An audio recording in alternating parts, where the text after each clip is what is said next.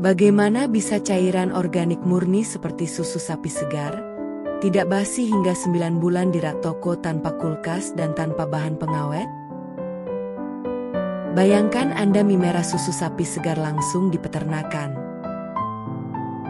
Jika susu itu Anda biarkan begitu saja di atas meja dalam suhu ruangan, hanya dalam hitungan jam, susu tersebut akan berubah menjadi masam, menggumpal, dan membusuk. Tapi coba lihat pemandangan di minimarket ini. Deretan susu kotak siap minum dipajang rapi di rak biasa, bukan di dalam kulkas berpendingin. Dan hebatnya, susu di dalam kotak ini bisa bertahan hingga 9 bulan, bahkan 1 tahun, tanpa basi. Pertanyaannya, apakah mereka menggunakan bahan pengawet kimia yang berbahaya? Jawabannya adalah, sama sekali tidak. Komposisinya 100% susu murni. Keajaiban ini bukan terletak pada cairan susunya, melainkan pada teknologi rahasia yang membungkusnya. Hari ini, kita akan membedah sains, bisnis miliaran dolar, hingga dilema lingkungan di balik sebuah kotak susu. Sebelum masuk ke dalam kemasan, susu diolah dengan metode UHT atau Ultra High Temperature.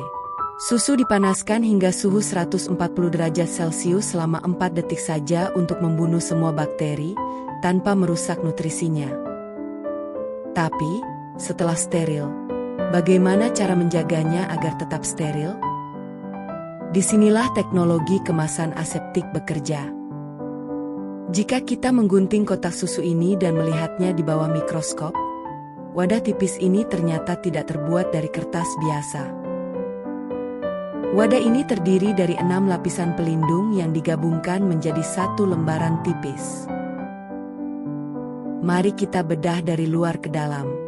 Lapisan pertama, ketiga, kelima, dan keenam adalah plastik polietilene. Lapisan plastik ramah pangan ini berfungsi ganda, menjaga agar cairan susu tidak merembes keluar, dan melindungi kemasan dari kelembapan udara luar agar kertasnya tidak melunak. Ini adalah komponen terbesar, mengambil porsi sekitar 75% dari total berat kemasan. Fungsinya murni memberikan kekuatan struktural, sehingga kotak susu bisa berdiri kokoh, ditumpuk di gudang, dan mudah digenggam oleh tangan Anda.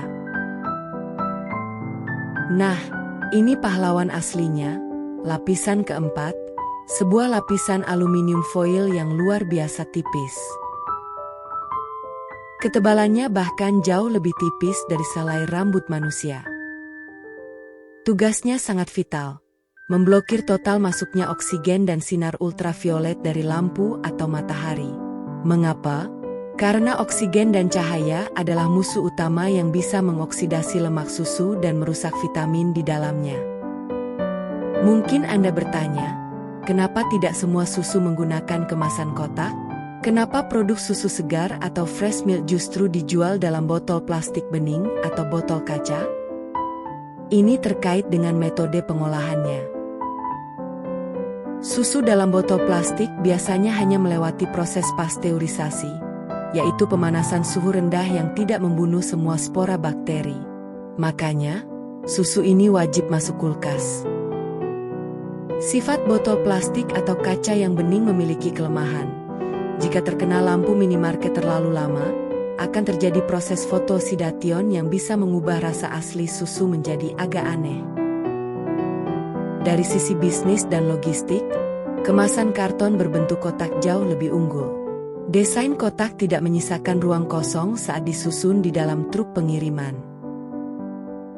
Artinya, produsen bisa mengangkut susu dalam jumlah jauh lebih banyak dalam sekali jalan, menghemat bahan bakar, dan menurunkan biaya distribusi secara drastis. Industri kemasan ini adalah bisnis raksasa yang sangat tersentralisasi. Jika Anda membeli kemasan kotak susu dari merek apapun di Indonesia, mulai dari Ultramilk, Frisian Flag, hingga Cimory, Anda kemungkinan besar akan menemukan logo kecil bertuliskan Tetra Pak atau SIG Combi Blok. Dua raksasa teknologi asal Eropa ini menguasai mayoritas pasar kemasan karton aseptik di dunia. Mereka tidak hanya menjual kertas kotaknya, tetapi juga menyewakan teknologi mesin pengisian raksasa ke pabrik-pabrik susu lokal. Mesin-mesin ini bekerja dalam ruangan yang sangat steril, melipat kertas karton, mengisi susu, dan menyegelnya dalam hitungan milidetik tanpa sentuhan tangan manusia sama sekali.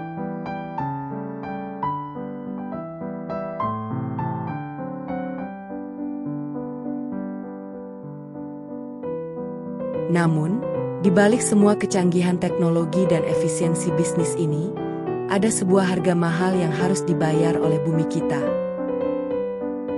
Ini adalah sisi gelap yang jarang dibahas, dilema daur ulang.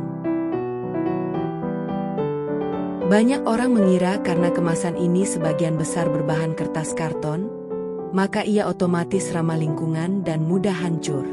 Faktanya justru terbalik. Karena 6 lapisan plastik, kertas, dan aluminium tadi sudah melekat menjadi satu dengan sangat kuat, memisahkannya kembali adalah proses yang luar biasa sulit.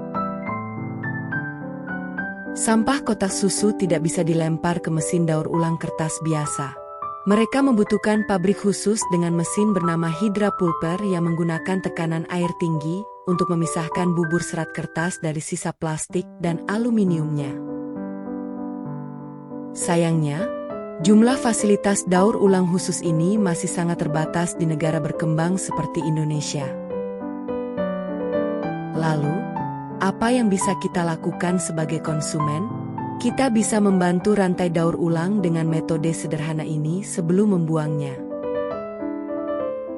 Pertama, bilas bagian dalam kotak dengan sedikit air agar tidak bau dan mengundang ulat. Kedua, tekan atau lipat kotak hingga benar-benar pipih. Ketiga, setor ke bank sampah atau komunitas lingkungan terdekat. Jangan dicampur dengan sampah organik lainnya. Sebuah kotak susu yang sering kita pegang setiap hari ternyata menyimpan perjalanan sains yang luar biasa. Ia adalah bukti bagaimana teknik pangan manusia berhasil menaklukkan waktu dan jarak agar nutrisi susu bisa dinikmati siapa saja, kapan saja. Setelah melihat video ini, apakah Anda akan tetap memilih susu kotak atau beralih ke susu botol? Tulis pendapat Anda di kolom komentar di bawah.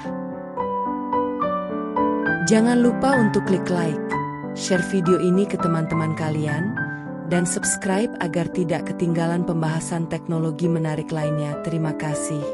Saya Ewina, sampai jumpa di video berikutnya.